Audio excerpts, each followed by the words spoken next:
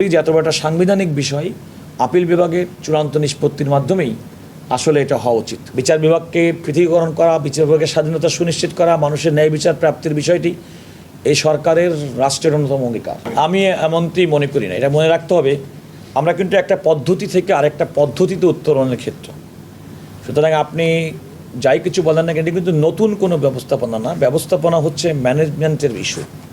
সুতরাং এই ক্ষেত্রে এই মাঝখানে ঘটে যাওয়া কোনো ঘটনার কারণে আমাদের বিচার বিভাগের ফাংশনের ক্ষেত্রে, তার কার্যক্রম চালিয়ে যাওয়ার ক্ষেত্রে কোনো রকম ধারাবাহিকতা ক্ষুণ্ণ হবে না। আরেকটি বিষয় হচ্ছে, এটি গণতান্ত্রিক সরকার, দেশের জনগণ ভোট দিয়ে সরকারকে নির্বাচিত করেছেন এবং এই সরকার পরিচালনার ক্ষেত্রে যে রাজনৈতিক দল, তাদেরও স্বাধীন বিচার ব্যবস্থার প্রতি কমিটমেন্ট আছে।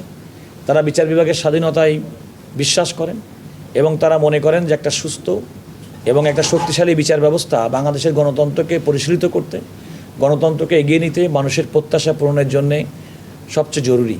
এবং আমি বিশ্বাস করি যে বর্তমান সরকার তারা এই অঙ্গীকারগুলোর প্রতি সম্পূর্ণভাবে অঙ্গীকারবদ্ধ এবং ইতিমধ্যেই মাননীয় আইনমন্ত্রী মহোদয় জনাব মোহাম্মদ আসাদুজ্জামান বলেছেন যে এগুলো আরও পর্যালোচনার প্রয়োজন আছে এবং এগুলো ক্রমান্বয়ে এগুলো করা হবে। সুতরাং জনগণের জন্যে এবং রাষ্ট্রের জন্যে উপকারী যে কোনো সংবিধানসম্মতভাবে যে কোনো সংশোধনী গ্রহণ করা, যে কোনো প্রতিষ্ঠান গড়ে তোলা কিংবা কার্যক্রম বিন্যস্ত করার ক্ষেত্রে এই সরকারের আন্তরিকতার কোনো অভাব নেই।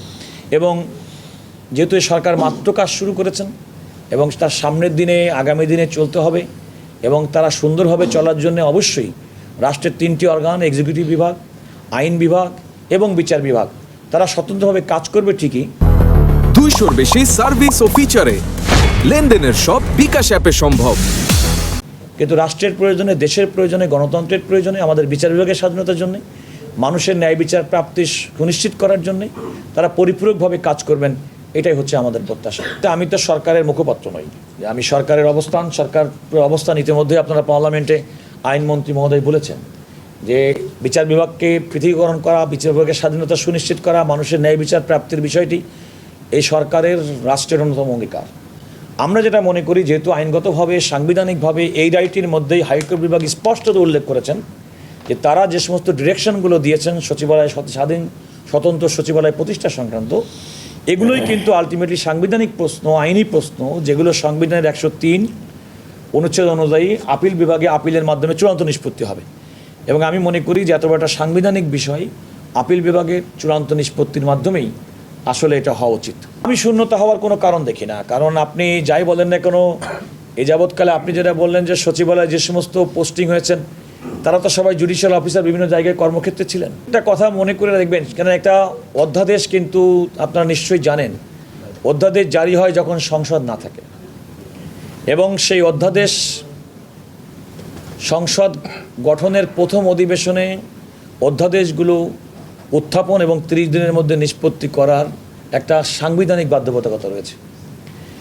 অনেকগুলো 133টি অধ্যাদেশ অন্তর্বর্তীকালীন সরকারের সময় গঠিত হয়েছে। অনেকগুলো সম্পর্কে অনেক পর্যালোচনার বিষয়, যেমন এই একটি বিষয়, যেমন আমি গতকাল এই রায়টি পড়ার আগ পর্যন্ত জানতামই না যে হাইকোর্ট বিভাগ এই রায় দেওয়ার মাধ্যমে সুপ্রিম কোর্টের আপিল করার জন্য সংবিধানের 103 অনুচ্ছেদ অনুযায়ী সার্টিফিকেট দিয়েছেন। তো সার্টিফিকেট দেওয়া আছে, এটা তো আলটিমেটলি চূড়ান্তভাবে নিষ্পত্তি হবে সুপ্রিম কোর্টের আপিল বিভাগ। আমি তো এটা জানতাম না। তো এটা তো একটা সাংবিধানিক, এটা আইনি প্রক্রিয়া। এই আইনি প্রক্রিয়া কিন্তু রাষ্ট্রের পক্ষ থেকে অ্যাটর্নি জেনারেল অফিস থেকে করা হয়নি। যে আদালত রায় দিয়েছেন সেই আদালতে কিন্তু পরবর্তী প্রক্রিয়া, আইনি প্রক্রিয়াটা বাতলে দিয়েছেন। তো আমাদের দায়িত্ব হবে তো সেই প্রক্রিয়াটা এক্সজস্ট করা।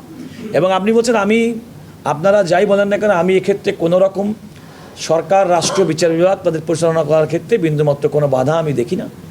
এবং আমি মনে করি যে বরং রাষ্ট্রের পক্ষে সরকার যে কমিটমেন্ট করেছেন যে এগুলোকে পর্যায়ক্রমে করা হবে, আরও পর্যালোচনাপূর্বক করা হবে, এবং সেটা হলেই ভালো।